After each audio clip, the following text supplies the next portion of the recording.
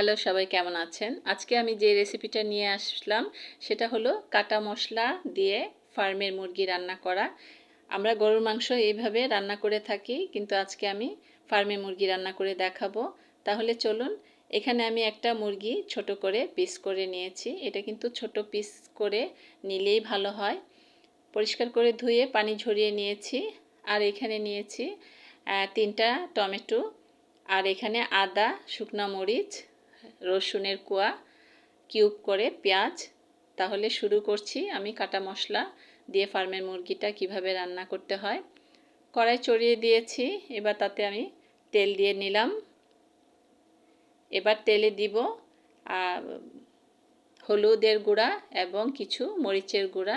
হলুদ এবং মরিচ দিয়ে যদি মাংস বা মাছ টানানো হয় তাহলে কালারটা কিন্তু দেখতে খুবই ভালো লাগে।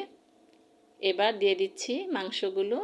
এটা দিয়ে কিন্তু আমি হাই হিটে ভেজে নিব, কারণ না হয় পানি উঠে যাবে।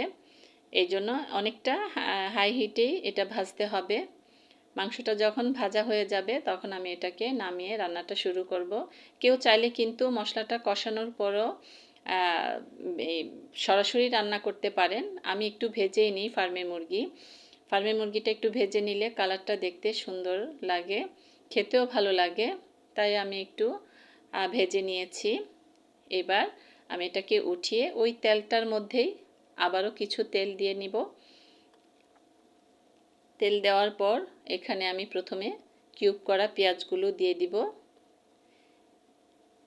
এক এক করে গোটা মশলা সবগুলোই এখানে অ্যাড করব।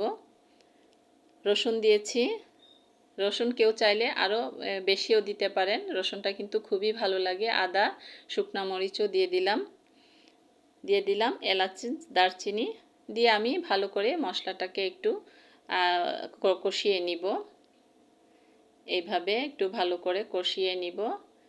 এবার এটাতে আবার অল্প অল্প করে বাটা মশলা ব্যবহার করব। যেহেতু আমি গোটা মশলা দিয়েছি, বাটা মশলা অল্প দিব, সামান্য পরিমাণ দিলাম রসুন বাটা, দিব আদা বাটা,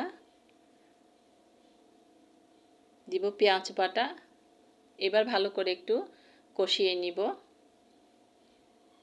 আশা করি আমার এই কাটা মশলার রান্নাটা একবার সবাই করে দেখবেন। আসলেও খুবই টেস্টি একটা রান্না, খুব সুন্দর একটা মজার একটা ফ্লেভার আসে।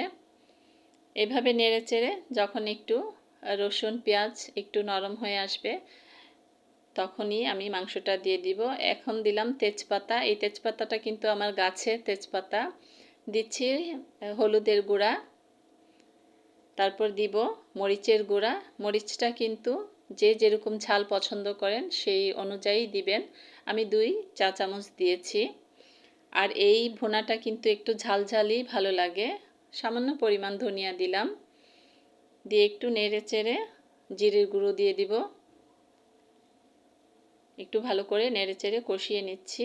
দিয়ে দিচ্ছি জিরের গুঁড়ো, দিয়ে আবারও একটু নেড়ে চেড়ে মশলাটা একটু কষিয়ে নিব।